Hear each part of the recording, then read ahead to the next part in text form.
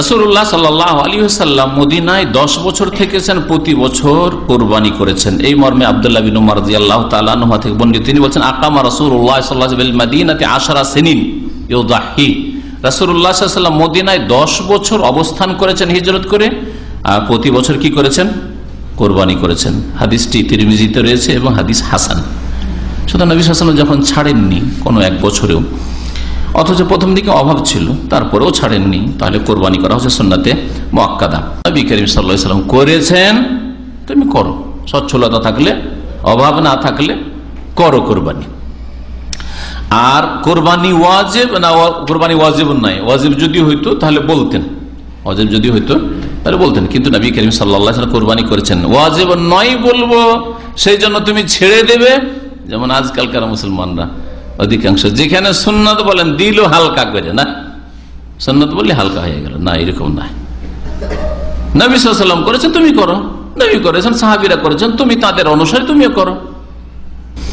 একটি ছাগল, দুম্বা বা ভেড়া ভেড়ি, হ্যাঁ, বা গরুর বা উটের 7 ভাগের 1 ভাগ একজন এবং তার পরিবারের জন্য যথেষ্ট।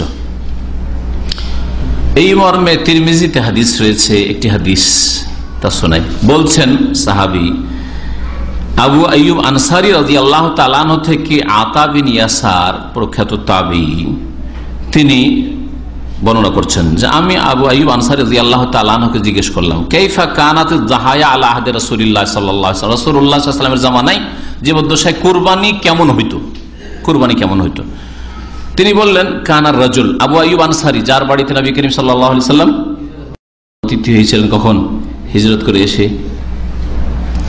আবু আইয়ুব আনসারী রাদিয়াল্লাহু তাআলা আনহু বলছে যে কানার রাজুলু ইউদাহি বিশাতে আনহু ওয়া আন আহলি বাইতিহি,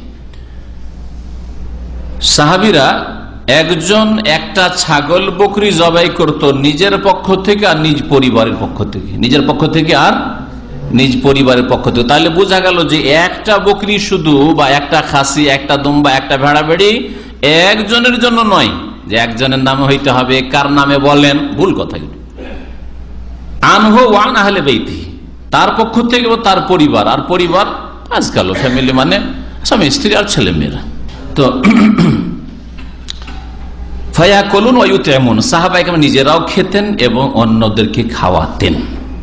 হাদিসটি তিরমিজিতে রয়েছে, ইমাম তিরমিজি হাদিসটি বলছেন হাসানুন সহিহুন, সহিহ হাদিস।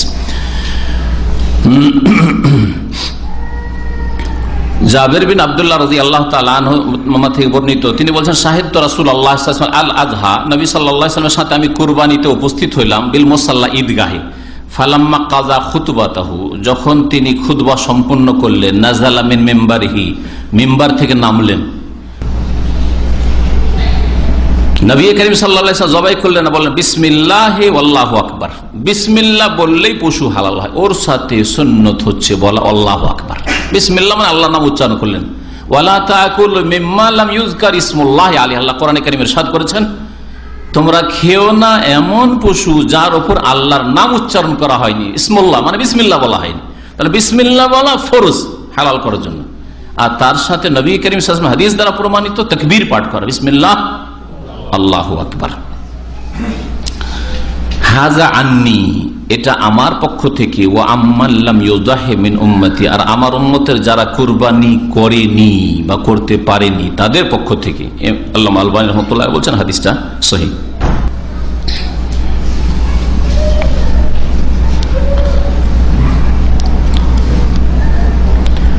কুরবানি কখন করতে হবে,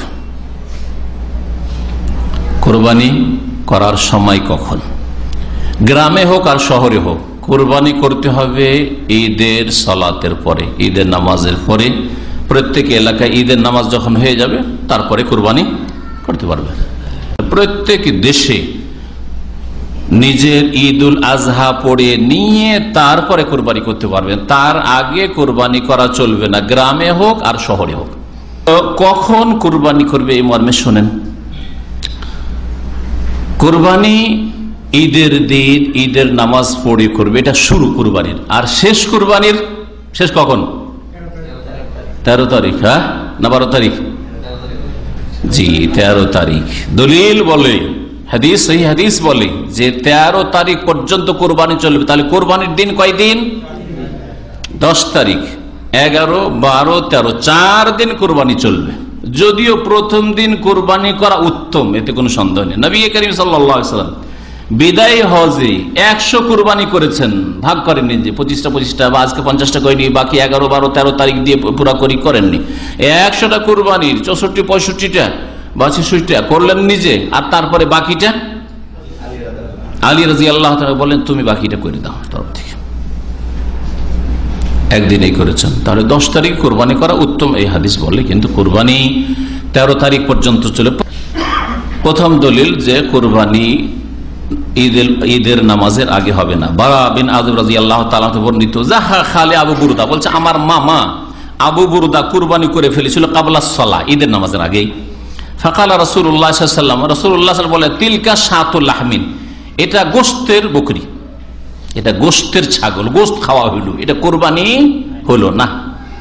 ফাকালা ইয়া রাসূলুল্লাহ, তখন হে আল্লাহর রাসূল, ইন্না ইনদি জাযআতাম মিনাল মাজ, তাহলে কেমন হলো? আর তো আমার কাছে এরকম কোন বয়স যে 1 বছর হইতে হবে বা দাঁতা হইতে হবে এরকম তো বকরি ছাগল নেই, কিন্তু আমার কাছে একটা বকরি আছে জাজা। জাজা বকরি হচ্ছে 6 মাসের। 6 মাসের বকরি বা ভেড়া এগুলিকে জাজা বলা হয়, মাছ বলা হয় শুধু বকরিকে, ছাগলকে। ছাগল আছে 6 মাসের। ফাকালা দাহিয়া বিহা, ঠিক আছে তোমার কাছে যখন আর নেই, এটা কুরবানি তুমি করে নাও, ওই 6 মাসেরটাই চলবে তোমার। ওয়ালা তাসলুহু লিগাইরিকা, তবে তোমার ছাড়া আর কারোর জন্য 6 মাসের ছাগলের কোরবানি চলবে না। তুমি যখন এরকম ভুল করেই দিয়েছো, আগেরটা কোরবানি হয়নি, গোশত খাওয়া হইলো, এই 6 মাসেরটা দিয়ে করো। তাহলে 6 মাসের বকরি কেউ জবাই করে তা চলবে না, কমপক্ষে 1 বছর হইতে হবে। আর সতর্কতা হচ্ছে দাঁতা হয়ে যাও, দাঁতা হইলে সন্দেহ মুক্ত হয়ে গেল। দাঁত দেখে না, 2টো দাঁত হয়েছে বা দাঁত ভেঙে পড়ে গেছে, 2 দাঁত ব্যাস হয়ে গেছে, তার মানে 1 বছর হয়ে গেছে। পাখির বা মুরগির কুরবানি, মোরগের কুরবানি হবে না, এটা এই জন্য বলছি যে এইরকম কথা অনেকে বলে থাকে যে মুরগির কুরবানি হয় না, মুরগির কোন কুরবানি নেই।